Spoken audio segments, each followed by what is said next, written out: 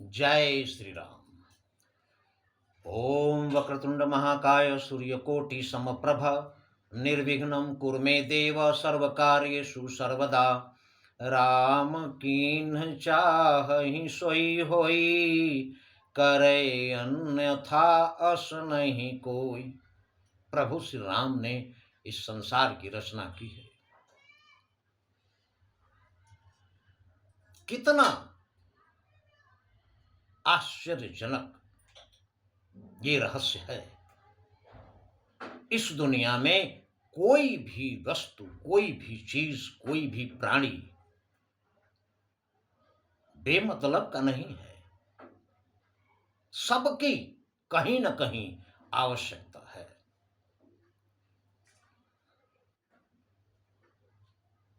पति को पत्नी की आवश्यकता है, पत्नी को पति की आवश्यकता है। मां है, उसे संतान चाहिए। हर संतान को मां बाप चाहिए। स्वार्थ सबके अंदर है। एक ऐसा प्राणी है जिसमें कोई स्वार्थ नहीं होता है, और वो प्राणी है मां। मां अपनी संतान की निस्वार्थ सेवा, रक्षा, देखभाल, हर चीज मां की ही देन है, जो एक संतान को 9 महीने गर्भ में धारण करती है। दुनिया में आने के बाद सारा सेवा करके, पोस पाल करके बड़ा करती है। और जब वो बड़ा होता है बेटा, तो उसके साथ नाम किसका जुड़ता है? बाप का। मां का नहीं नाम जुड़ता है। अब तो थोड़ा बहुत कहीं कहीं सर्टिफिकेट्स में मां का नाम भी लिखा जाने लगा है, नहीं तो मां का तो कोई चर्चा ही नहीं था। एक पेंटर भी अगर पेंटिंग बनाता है तो उसके नीचे अपना साइन करता है और अपना मोबाइल नंबर लिखता है कि हमने बनाया है। किंतु इतना बड़ा त्याग, संतान को पोस पाल करके, बड़ा करके, तैयार करके और अपना नाम दिए बिना बाप का नाम दे देने वाली सिर्फ मां ही हो सकती है, और कोई नहीं। और जननी जन्म भूमिश्च स्वर्गादपि गरीयसी। मां का स्थान स्वर्ग से भी ऊंचा है। किंतु संतान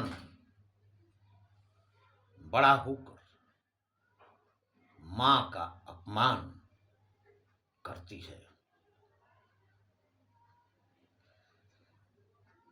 फिर भी मां उस पर से अपना स्नेह कम नहीं करती। इसीलिए कहा गया है कि हरि जननी मैं बालक तेरा, काहे न अवगुण बकसहु मेरा। प्रभु प्रभु की तुलना भक्त अपनी मां से करता है, बाप से नहीं, मां से। हरि जननी मैं बालक तेरा, काहे न अवगुण बकसहु मेरा। मेरा अवगुण क्यों नहीं क्षमा कर देंगे आप? मां तो हर अवगुण क्षमा कर देती है।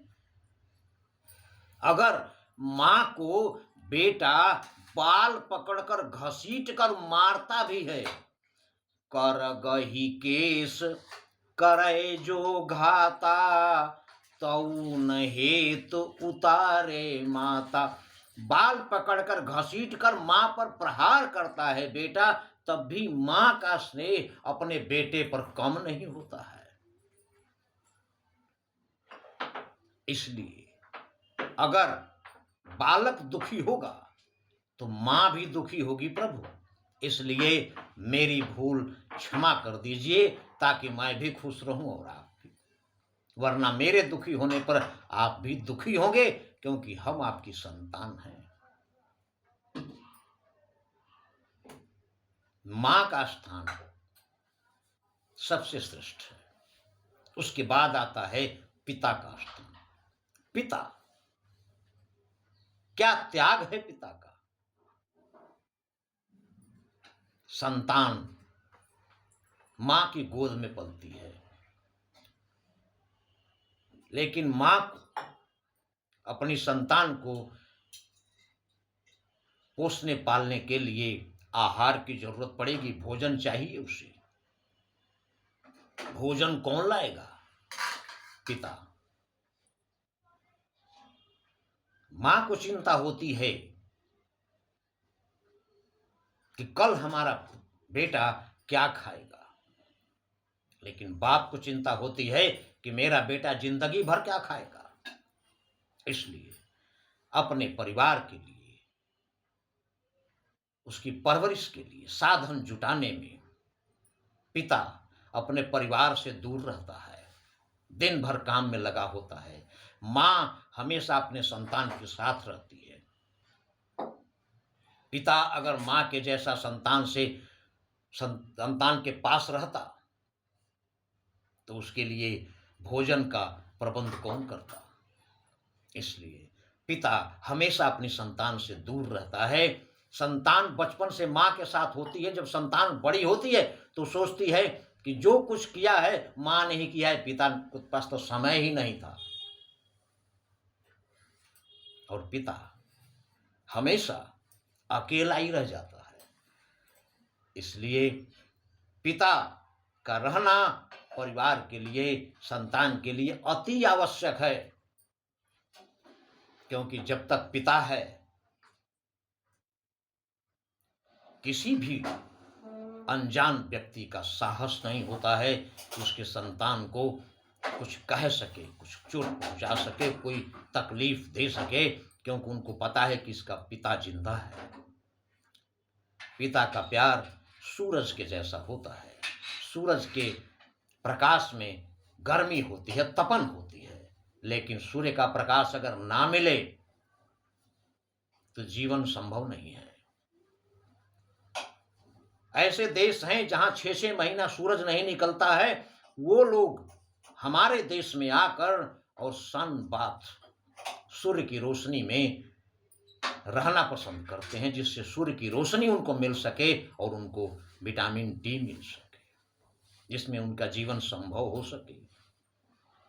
इसलिए पिता और मां का स्थान सर्वश्रेष्ठ है। इसलिए हमेशा इनका सम्मान करें, तभी आपके जीवन में खुशियां आएंगी, क्योंकि आगे भविष्य में आप भी माता पिता बनेंगे और जैसा आप करेंगे वैसा ही आपके साथ होगा। इसलिए भविष्य के बारे में सोचते हुए अगर आपको अपनी संतान से सुख चाहिए तो अपने माँ बाप को सुख दीजिए और हमेशा खुश रहिए और प्रभु श्री राम को याद रखिए और जीवन का आनंद लीजिए।